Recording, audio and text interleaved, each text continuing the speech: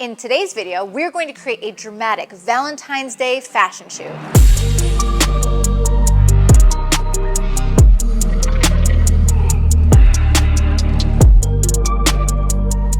Hey everybody, Lindsay Adler here. I love Valentine's Day because it means that I have an excuse to shoot my favorite color every single year.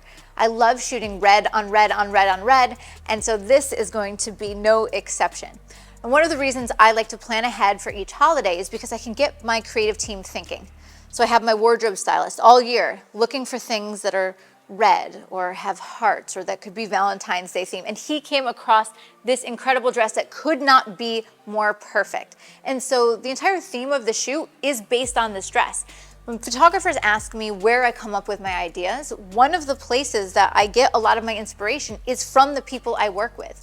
My hairstylist will send me inspiration, the wardrobe stylist will send me pieces that they find, and so I'm constantly having this stream of ideas, and then what brings it to life is the fantastic collaboration.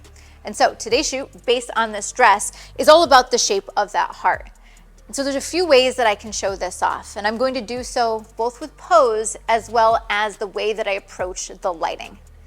For this shoot, I'm going to be using 3 different strobes and one little creative effect. And so I'm going to build it in step by step. All right, so let's talk a little bit about the set. Because I was inspired by red, I wanted to shoot red on red, and so I chose the Savage Universal primary red background because it is my go-to choice when I want really saturated colors. But I knew that if I chose that background and that dress, and I just used maybe one broad soft light source, lots of fill, she would probably blend in a little bit with the background. And for me, what I think is so amazing about this look is that heart shape. I don't want it to blend in. And so the approach I'm going to take is to carefully control my light. Lots of pockets of light. I'm going to light the subject's face, separate from the dress, separate from the background. And it's going to allow me to carve her out and really, really emphasize her silhouette. All right, so let's build this in piece by piece. We're going to start off with our main light over here to the right-hand side of the frame. I am using a Westcott Optical Spot. And I'm going to use that to create a slice of light down her face and her torso. This is one of my favorite modifiers because of how much control it gives me. Built into the modifier are these leaves that I can open and close, and I can get just the exact amount of width of light to create that beam. So we're going to start there and show you what I'm working with. And see if they're perfect. That is giving me that perfectly controlled slice of light that I love. But of course, this is not a set that I could do with just one light because now she's just kind of a floating head and torso. The whole thing I want to do is emphasize the shape of the dress. And so in order to do that, I can either light the dress, light the background, or light both. And so I'm going to actually add a second optical spot here. It's over here to the right-hand side of the frame, and I'm basically trying to have it as centered to the frame as possible. And in it, I have placed a gobo. It's go-between optics. Basically, it's any shape that I can acquire. But the shape of the dress is a heart, and so that's why I've chosen a Heart Gobo. It is going to mimic the shape of the clothing. So let me turn that on and show you what it does. Perfect. All right, so now you can see that the second light that we've added is in the shape of a heart, illuminating the bottom part of the dress. But one of the things you'll notice is that it's not a really crisp heart. Instead, it's softer edges. It's meant to illuminate rather than be really defined. And this is one of the features of this modifier. There's a lens on the front that you can soften or sharpen to define the edges or to make them a little bit more diffused.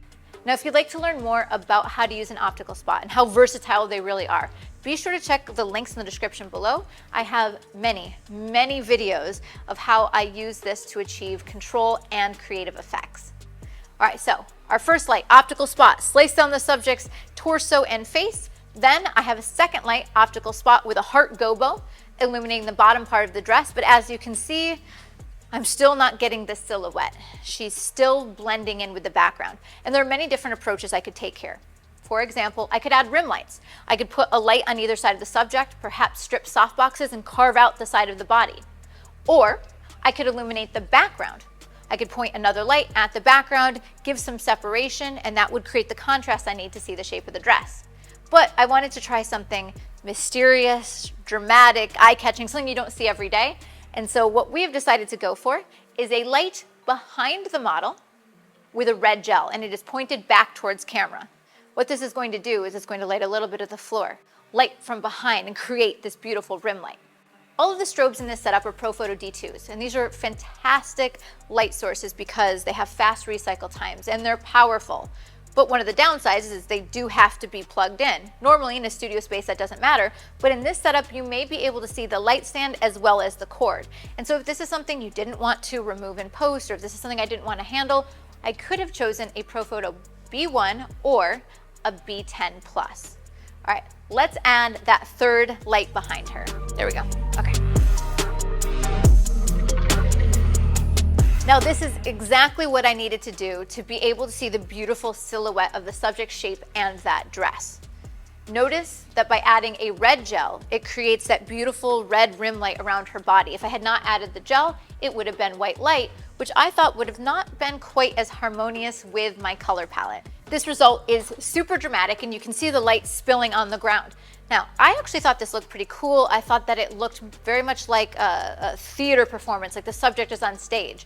But if I decided I didn't want so much light spilling on the ground, I could have added a grid to control the spill of that light.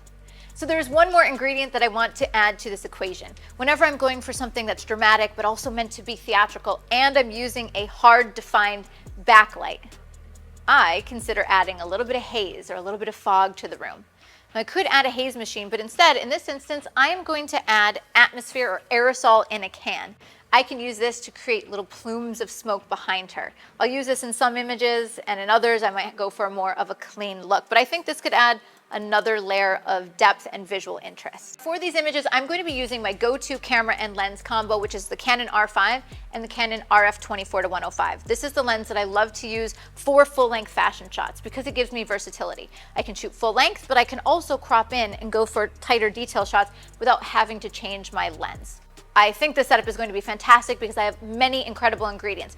Beautiful light, rich colors, incredible styling. So now it's time to get the shot. Okay, so can I have you put one foot in front of the other? Yeah, beautiful.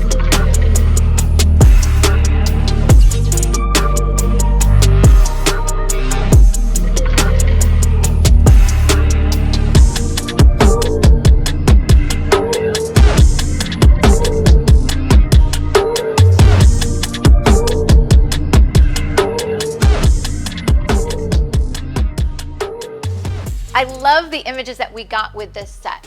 I have shot Valentine's Day themed, I don't know, a dozen times, and every time it's a little different. And I like that challenge because I feel like the first time you shoot a concept, you pick the obvious answer. And then each time you have to keep exploring it and going deeper, you come up with something a little bit more creative. And this is something unlike I have captured before, and I think it works perfectly for the holiday and my style.